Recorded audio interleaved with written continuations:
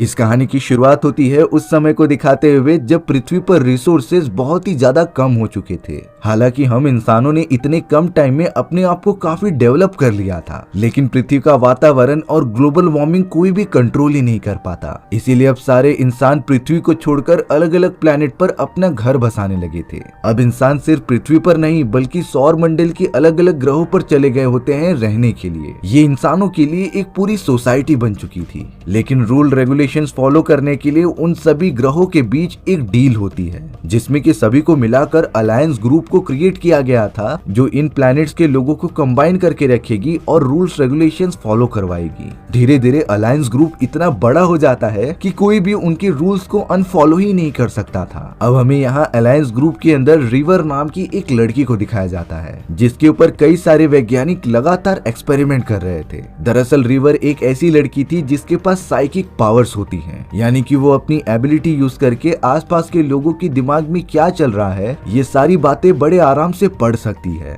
और रिवर ने यहाँ गलती से अलायंस के कुछ लोगों का दिमाग पढ़ लिया था, इसीलिए सोल्जर्स रिवर को पकड़कर उसकी सारी यादें मिटाने की कोशिश कर रहे होते हैं, क्योंकि ये इन्फॉर्मेशन बहुत ही ज्यादा क्रिटिकल थी जो दूसरे लोगों को पता नहीं चलनी चाहिए। लेकिन अब उस जगह पर रिवर का भाई आकर बड़ी चोरी चुपके तरीके से अपनी बहन रिवर को छुड़ा के लेके चला जाता है। अब दूसरी तरफ अंतरिक्ष की गहराइयों में हमें सेरेनिटी नाम का एक स्पेसशिप दिखाई गई थी, जिसके अंदर माइक नाम का एक कैप्टन होता है जो अपनी पूरी टीम के साथ अलग अलग जगहों पर घूमता और बैंक में चोरियां करता। माइक ने तो अपनी टीम के अंदर रिवर को भी शामिल किया होता है, क्योंकि उसे आइडिया था कि रिवर के पास एक और एबिलिटी है जिसमें कि उसे खतरे होने का अंदाजा पहले ही लग जाता था, और ये एबिलिटी माइक और उसके दोस्तों के बड़े काम आ सकती है। और अब इसी तरीके से माइक रिवर और अपने पूरे आदमियों के साथ एक बैंक में आ जाता है और वहाँ के लोगों को बंदी बना के चोरी करने चला जाता है। रिवर ऊपर की तरफ मौजूद थी, वहीं माइक अपने दोस्तों के साथ बेसमेंट में जाकर सारे पैसे ले रहा होता है। तभी अचानक रिवर जमीन पे गिर के बेहोश होने लगी थी। वो बताती है कि हमें इस जगह से निकलना पड़ेगा क्योंकि नरभक्षी आ रहे हैं। माइक को जब ये पता चला तब वो सारे पैसे लेकर जल्द से जल्द अपनी टीम के साथ सेरेनिटी स्पेसशिप में बैठकर वहाँ से जाने लगता है।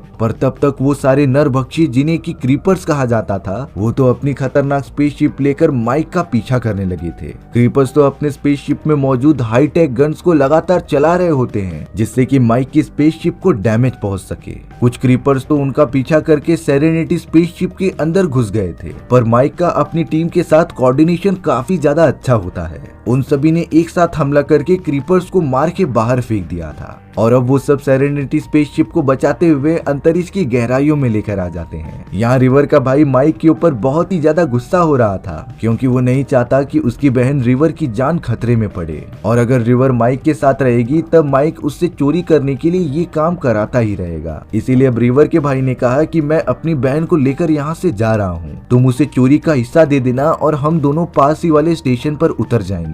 माइक के पास दूसरा कोई ऑप्शन नहीं होता, वो रिवर और उसके भाई से जबरदस्ती तो करेगा नहीं। लेकिन यहाँ पर माइक की एक टीम मेंबर बता रही थी कि अगर रिवर इस तरीके से आजाद घूमेगी तब अलायंस के लोग उसे जल्द से जल्द पकड़ लेंगे, यानी कि एक तरीके से रिवर की जान बहुत ही ज्यादा खतरे में है। अब एक पास ही में बहुत ही बड़ा स्टेशन आने पर रिवर और उसका भाई उतरकर अंदर की तरफ जाने लगते हैं, लेकिन यहाँ माइक भी रिवर की सेफ्टी के लिए उसका पीछा करने लगता है। वो तीनों चलते चलते एक क्लब में आ जाते हैं जहाँ पर सभी लोग मजे कर रहे थे। माइक भी टेबल पर बैठकर ड्रिंक्स पीता है और रिवर पर नजर रखता है। रिवर तो यहाँ उस क्लब में जाकर काफी मजे कर रही थी, पर तभी उसकी नजर एलईडी स्क्रीन पर चल रहे एडवर्टाइजमेंट पर जाती है, जिसके कुछ ही देर बाद वो आउट ऑफ कंट्रोल हो चुकी थी। रिवर अब पता नहीं क्यों वहाँ पर मौजूद कई सारे लोगों को मारने लग जाती है, जैसे कि उसका अपनी बॉडी पर कोई भी कंट्रोल ही नहीं। रिवर का भाई अपनी बहन का ये रूप देखने पर तुरंत उसके पास आता है और उसके कान में कुछ कोड वर्ड कहता है। कोड वर्ड सुनने के बाद रिवर तुरंत ही बेहोश हो गई थी। माइक भी उस जगह पर आ चुका होता है, जिसने रिवर को उठाकर उसके भाई से कहा कि फिलहाल के लिए तुम मेरे स्पेसशिप में चलो, जो पूरी तरीके से सुरक्षित थी। इसीलिए अब वो लोग सेरेनिटी स्पेसशिप के अंदर चले जाते हैं।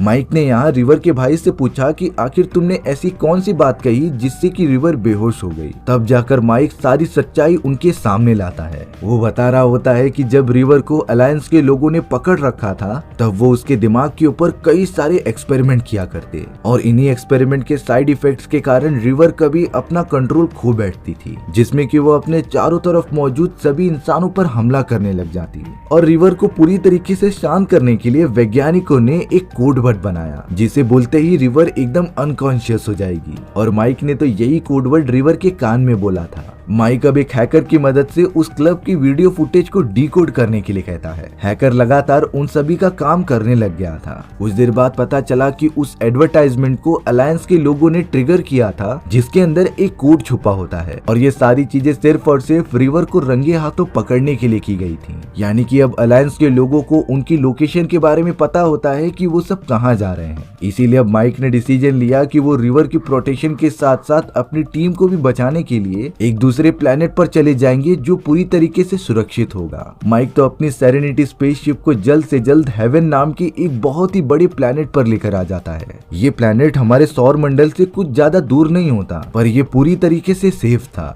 माइक की पूरी टीम वहाँ पर शेफर्ड नाम की एक दूसरे आदमी से मिलती है, जो उन सभी को प्रॉपरली रहने के लिए घर और खाने के लिए खाना प्रोवाइड कर रहे थे। यानी कि माइक और उसकी टीम इस प्लेनेट पर पूरी तरीके से सुरक्षित हैं। वहीं दूसरी तरफ अब हमें अलायंस का एक ऑफिसर दिखाया जा रहा था, जो लगातार अपने आदमियों के साथ क्लब की फुटेजेस देखता है। ऑफिसर को ये तो पता चल चुका था कि रिवर माइक के साथ है, इसीलिए अब अलायंस के लोगों का पूरा ध्यान माइक के ऊपर शिफ्ट हो जाता है। यहाँ हेवन प्लेनेट पर माइक को उसकी एक बहुत पुरानी फ्रेंड, जिसका नाम इनारा था, उसका वीडियो कॉल आता है, जो कह रही थी कि मुझे किसी भी हालत में तुमसे मिलना है। अब यहाँ माइक को शक तो हो गया था कि शायद से इन सारी चीजों के पीछे अलायंस के लोगों का कुछ चाल होगी, पर फिर भी उसे एक बार जाके चेक करना ही पड़ेगा उसकी फ्रेंड मुसीबत में है कि नहीं। माइक तो अपना भेष बदल के इनारा के पास चला जाता है, पर शायद माइक का अंदाजा सही निकला। थोड़ी देर बाद वहाँ तुरंत अलायंस का ऑफिसर आ जाता है, जो माइक को पकड़कर उस पे हमला करने लगा था। माइक भी ऑफिसर को काफी टक्कर देता है, लेकिन ऑफिसर तो कुछ ज्यादा ही ताकतवर था। तभी इनारा ने माइक को बचाने के लिए वहाँ पर एक बड़ा ब्लास्ट किया, जिससे कि अलायंस के ऑफिसर और उसके आदमी डिस्ट्रैक्ट हो गए थे। इनारा माइक को लेकर जल्द से जल्द उस जगह से निकलकर सेरेनिटी स्पेसशिप में आ जाती है। और अब माइक ने तो अपनी सेरेनिटी स्पेसशिप को लाइट की स्पीड से हेवन प्लेनेट की तरफ पहुंचा दिया था। माइक तो अलायंस के लोगों के जाल में फंसने से बाल बाल बचा था। अब यहाँ रिवर को कुछ अजीब तरीके के विजन्स आ रहे थे, जिसमें कि रिवर एक प्लेनेट को देख रही थी जहाँ के सारे लोग मारे जा चुके थे। वहाँ के रहीवासी तो पूरी तरीके से स्केलेटन बन चुके होते हैं। अब यहाँ माइक की टीम में से एक आदमी बहुत ही ज्यादा घबरा जाता है, क्योंकि उसे पता था कि जब तक रिवर उनके साथ है अलायंस उनका पीछा छोड़ेगी नहीं। और अलायंस इतनी ज्यादा खतरनाक थी कि वो क्रिमिनल के साथ साथ उनके बेगुनाह साथियों को भी मार देते थे। तो इसीलिए माइक का वो टीम मेंबर बहुत ही ज्यादा घबरा कर डायरेक्टली चला गया था रिवर को मारने के लिए, क्योंकि ना तो रिवर रहेगी और ना ही अलायंस उनका पीछा करेंगे। बट ये सारी बातें रिवर को पहले से पता थी उसकी एबिलिटी के कारण। रिवर तो ऊपर की तरफ छुप गई होती है उस आदमी से बचने के लिए, और अब अपनी प्रोटेक्शन के लिए रिवर ने उस आदमी के सर पर वार करके उसे रूम में बंद कर दिया। गोली चलने की आवाज सुनने पर माइक और उसके सभी साथी वहां पहुंच चुके थे, लेकिन वो दरवाजा पूरी तरीके से लॉक होता है, जिसके अंदर वही आदमी बेहोश पड़ा था। हालांकि सभी लोग रिवर को आवाज दे रहे थे कि वो दरवाजा खोले, लेकिन वो तो शायद अपने जिद पर अड़ी थी और मानती ही नहीं। माइक और उसके दोस्त कोई और वे ट्राई करने चले गए थे कि कमरे के अंदर कैसे इंटर किया जाए, लेकिन जब यहाँ रिवर के भाई ने उसे बाहर आने के लिए कहा तब वो बाहर आ जाती है। लेकिन पता नहीं क्यों रिवर एकदम आउट ऑफ कंट्रोल होकर अपने भाई को ही मारना स्टार्ट कर दिया था। रिवर तो उसे बेहोश करते हुए डायरेक्टली कंट्रोल रूम के अंदर चली जाती है। वहाँ पर रिवर किसी मिरांडा नाम के प्लेनेट के बारे में सर्च कर रही थी, यानी कि रिवर को किसी भी तरीके से मिरांडा प्लेनेट पर जाना था। माइक को लगता है कि रिवर को जरूर कोई खतरनाक विजन आया है, जिसकी वजह से वो मिरांडा नाम के प्लेनेट के बारे में बोल रही है। इसीलिए अब माइक ने अपने सभी साथियों के साथ डिसीजन लिया कि वो मिरांडा प्लेनेट पर जाकर एक बार चेक करेंगे। लेकिन मिरांडा प्लेनेट तक पहुंचना इतना भी आसान काम नहीं था, क्योंकि मिरांडा प्लेनेट के चारों तरफ उन्हीं सारे क्रीपर्स यानी कि नरभक्षी की सेना मौजूद होती है, जो अपने प्लेनेट को प्रोटेक्ट करती थी। यहाँ तक कि अलायंस ग्रुप वाले भी उस प्लेनेट पर जाने से डरते हैं। लेकिन अब माइक को किसी भी हालत में पता करना था कि रिवर ने उस प्लेनेट का नाम क्यों लिया। मिरांडा प्लेनेट पर जाने से पहले माइक की पूरी टीम हेवन प्लेनेट पर शेफर्ड से मिलने चली आती है, लेकिन वहां पहुंचने के बाद वो सब पूरी तरीके से शॉक हो गए थे क्योंकि किसी ने हेवन प्लेनेट के लोगों को जान से मार दिया था। उन लोगों में तो शेफर्ड भी शामिल होता है। हेवन प्लेनेट के चारों तरफ बहुत ही बड़ी तबाही हो चुकी थी। माइक जल्द से जल्द शेफर्ड के पास जाता है जो अपनी आखिरी सांसें ले रहा था। शेफर्ड ने कहा कि तुम सभी के जाने के बाद अलायंस के ग्रुप वालों ने हमारे ऊपर हमला किया और सारे फैमिली मेंबर्स को खत्म कर दिया। माइक को तो अलायंस ग्रुप पर बहुत ही ज्यादा गुस्सा आ रहा था। तभी माइक को अलायंस ग्रुप के ऑफिसर का वीडियो कॉल आता है जो बोल रहा था कि तुम रिवर को जिस जिस प्लेनेट पर लेके जाके छुपाओगे हम उस प्लेनेट के सारे रहवासियों को मौत के घाट उतार देंगे, और अगर तुम प्लेनेट्स के अंदर शांति बनाना चाहते हो तो रिवर को हमारे हवाले कर दो। लेकिन माइक ऐसा बिल्कुल भी नहीं करना चाहता था। उसे पता होता है कि रिवर ने जरूर मिरांडा प्लेनेट पर कोई सीक्रेट देखा था, इसीलिए माइक ने डिसीजन लिया कि वो मिरांडा प्लेनेट पर जरूर जाएगा। माइक जब अपनी टीम को मिरांडा प्लेनेट पर जाने के लिए बुलाने आया तब ये शॉकिंग बात पता चलती है कि कोई भी टीम मेंबर माइक का इस मिशन में साथ देने के लिए रेडी नहीं है, क्योंकि वो सब अलायंस ग्रुप के लोगों से बहुत ही ज्यादा डर चुके थे।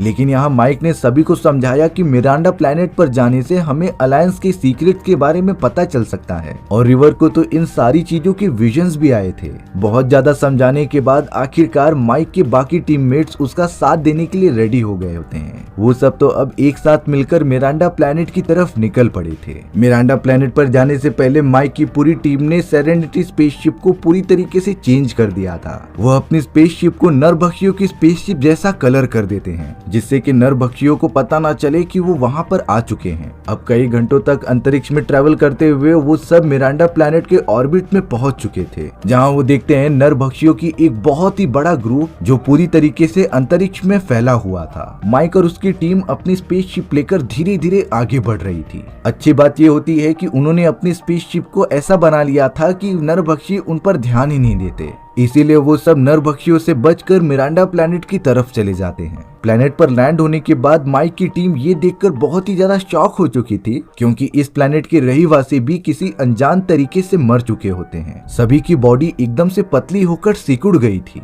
किसी को भी रीजन पता नहीं चलता कि आखिर इन लोगों की मौत हुई कैसे, क्योंकि उन्हें वहाँ के रहवासियों के बॉडी पर किसी भी तरीके के हमले का निशान दिखाई नहीं दे रहा था। ये वही सारे विजन्स होते हैं जिसे कि रिवर ने कुछ समय पहले देखा था। अब माइक की पूरी टीम एक लेबोरेटरी में आ जाती है, जहाँ पर एक वीडियो रिकॉर्डिंग प्ले करने पर लेडी का होलोग्राम ऑन होकर उन्हें कुछ बताने लगा था। वो लेडी कह रही थी कि सालों पहले अलायंस ग्रुप वाले हमारे प्लेनेट पर आकर कुछ एक्सपेरिमेंट कर रहे थे। हमारा प्लेनेट भी बाकी प्लेनेट्स की तरह एकदम हरा भरा हुआ करता था और सभी लोग काफी मजे से रहते थे। लेकिन अलायंस ग्रुप वालों ने एक एक्सपेरिमेंट के चलते पूरे प्लेनेट के ऊपर एक ऐसी अनोखी लिक्विड डाल दी जिससे कि लोगों के दिमाग का स्ट्रेस लेवल कम हो सके। लेकिन इस लिक्विड का प्लेनेट के रहवासियों पर बहुत ही बुरा असर हुआ। लोगों के दिमाग पर ऐसा असर पड़ने के बाद वो काम करना ही बंद कर देते हैं। उनके मन से सारी इच्छाएं खत्म हो गई थीं। उन लोगों ने अपनी जिंदगी जीने का सारा मोह त्याग दिया था। इस तरीके से हमारे प्लेनेट के 50 मिलियन लोग मारे गए, और जो 5% लोग बच गए थे उसके ऊपर इस दवा ने कुछ अजीब तरीके से असर किया। वो सब काफी ज्यादा एग्रेसिव हो जाते हैं और उनकी बॉडी का स्ट्रक्चर भी चेंज होने लगा।